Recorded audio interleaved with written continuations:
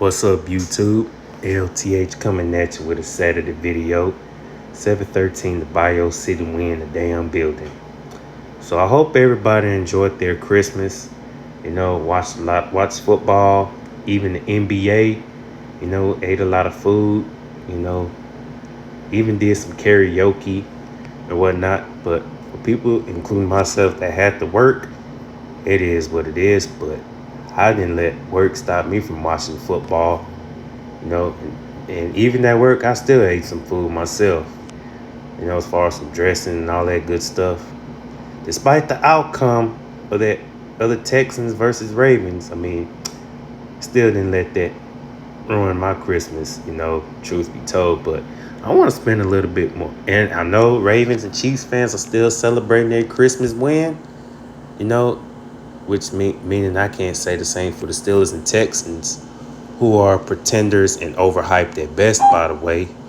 Just figure I'll throw that out there. But I want to talk a little bit more about the Christmas Day matchup between the Ravens and Texans. What I may have left out. As far, for example, such as, Joe Mixon getting stopped at the goal line with a huge opportunity to put some points on the board, in which I understood that the Texans were screwed the moment they got stopped on 4th and goal.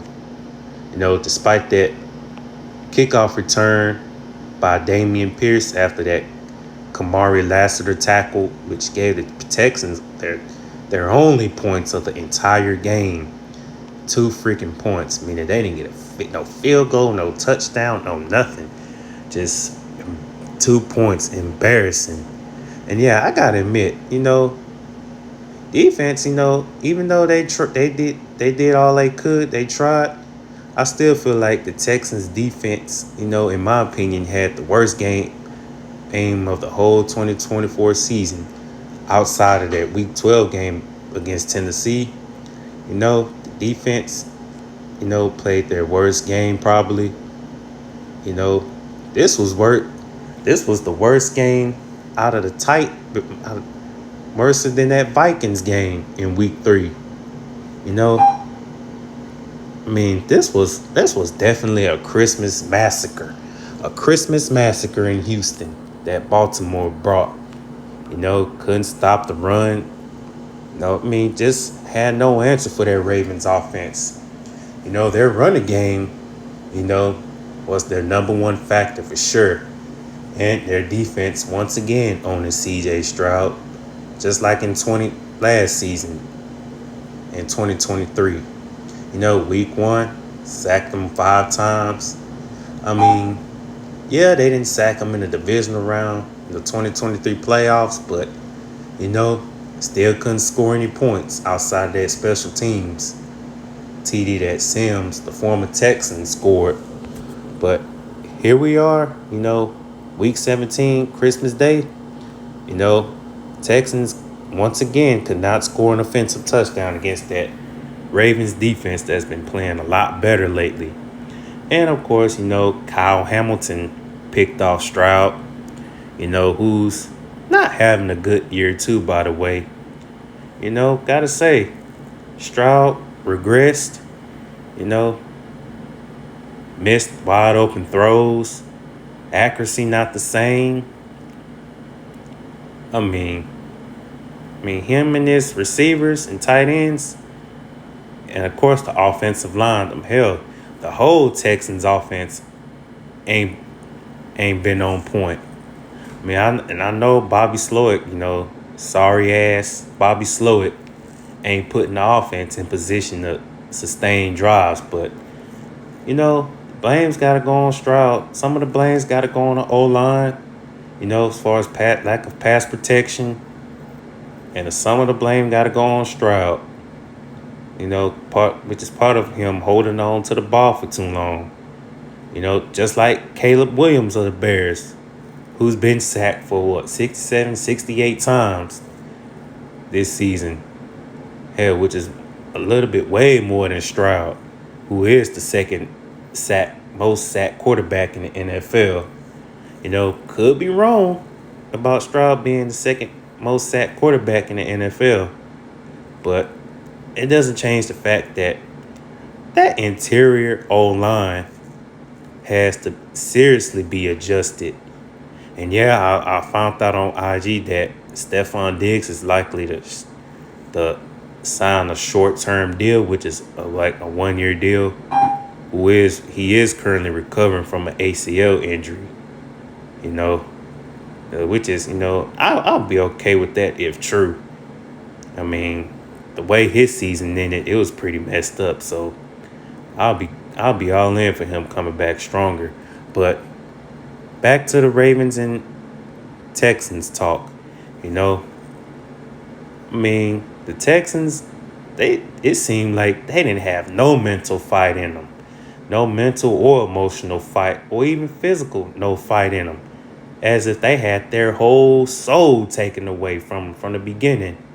Ravens like they took their soul and never gave it back. I mean, just flat out snatched their souls on some, I mean, just flat out took their soul severely.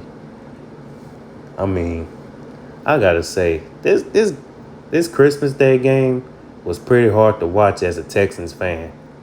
I mean, and I got to say, even if Houston does, find a way to beat Tennessee and go 10-7 once again, I still don't look at this team poised for a deep playoff run. Regardless on who they play, whether it's the Steelers, the Chargers, hell, even the Broncos in the wild card round. Hell, I still don't look at this team poised. Because it's safe to say that this Texans offense that was supposed to kick ass in the season, it's going to end up being the death of them come playoff time. Because it's already enough that Bobby Slowick doesn't know how to effectively game plan offensively, let alone adjust. I mean, it's already enough that this team endured second half scoring struggles and, came because, I mean, damn, man.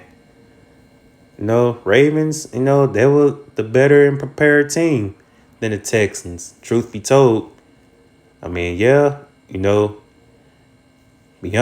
halftime show was more entertaining than that whole Texans offense all game. Let that sink in. Let that sink in. I mean, I'm going to still support this team, man, but just like I'm always support Stroud. But, got to call it for what it is. Stroud doesn't look himself. Hell, he doesn't even look patient, hasn't had patience. Whenever plays that he was impatient, forced throws, hell, even with a clean pocket, he still inexcusably missed throws, wide open throws, even the simple throws. Because one thing I always learned, like, good things happen when the pass protection is on point and Stroud is patient and settled in, which hasn't always been the case in year two.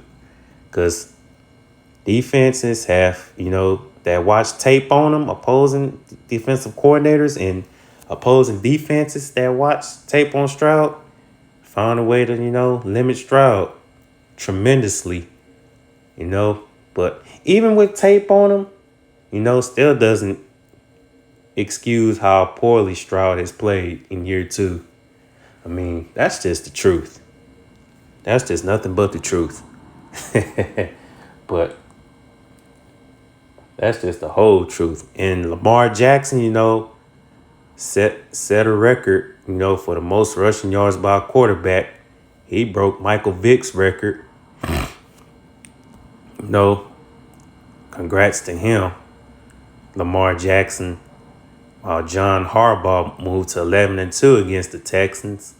I mean, while the Ravens as a whole team is 13-2 versus Houston.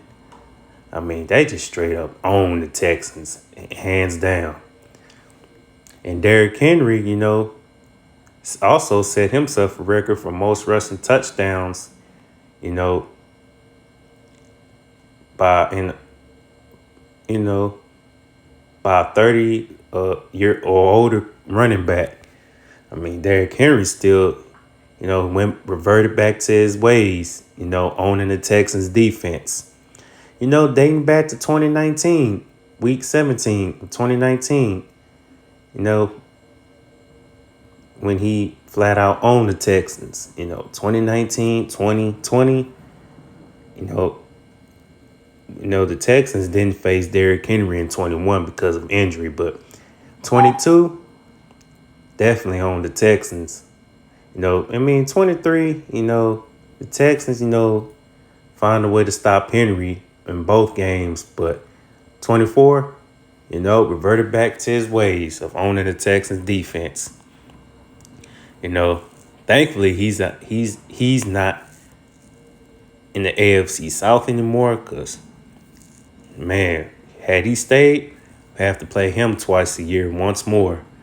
But hey, Derrick Henry, he's still a badass running back, but Lamar Jackson, gotta credit Lamar, man. That dude, man, has gotten so much better in the passing game. Knowing he can still kick ass with his legs, but man, I gotta say, Lamar Jackson's been whooping ass in the passing game this year. I mean, yeah, there were some games that he may have had not been himself, but man, overall, does it change the fact how phenomenal he's been through the air? I mean, only 4 interceptions to show for? Sheesh. I mean, I know Josh Allen's the favorite to win MVP right now, but man, Lamar win his 3rd MVP? Sheesh. That's going to be badass. But he just needs, him and Josh Allen, and both definitely just got to win a Lombardi, just as long as they don't run into KC, to the Kansas City Chiefs. Or even if they have to beat KC just to finally win a Lombardi. But, the postseason hasn't arrived yet. But as far as the Texans, man, after that abysmal ass outing on Christmas, they got some soul searching to do, man. Because, man, 2 squandered opportunities to make a statement. Hard fought loss to the Chiefs by 8 points, followed by a 31-2 L to the Ravens. Just straight up got dog walked. But yeah, they got some soul searching to do, man, on how to win statement games. Because from the looks of it, the same old Texans. Same old Texans that can't win statement games. And until they do that, they're going to always be looked at. They're always going to be looked down on. They're always going to be laughed at. They're always going to be looked at as frauds. Always going to be looked at as pretenders until they figure out how to win statement games. That's just how I'm seeing it. I mean, like I say, I'm still support this team, but like I say, till they figure out how to win statement games against elite teams, hey, they're always going to be looked at as pretenders and frauds. So I just thought I'd put my additional 2 cents on this, abysmal outing that the Texans put out there against the Ravens. Because, again, they looked like they didn't even try at all. They weren't even trying. And I said this before. The defense can only do so damn much, man, when the offense is just constantly going 3 and out, and not sustaining any drives, due to questionable play calling, due to stupid boneheaded penalties. I mean, and due to mistakes being made, mental mistakes at that. Hell, even coaching mistakes that could be a part of holding the team back. But, if the Texans do beat Tennessee, in 8 days, Hell, to close out 2024 in Nashville, hey, that'll be nice. But then again, I wouldn't be necessarily surprised if Tennessee were to sweep the Texans this year in 24 in their Houston Oilers uniforms at that. But, only time will tell. But, hey, it's always and forever go Houston Texans till I die, But like I said in my recap video, at the end of the recap video, because of that abysmal outing on Christmas, I'll say it again. Because, oh, brother, this team stinks.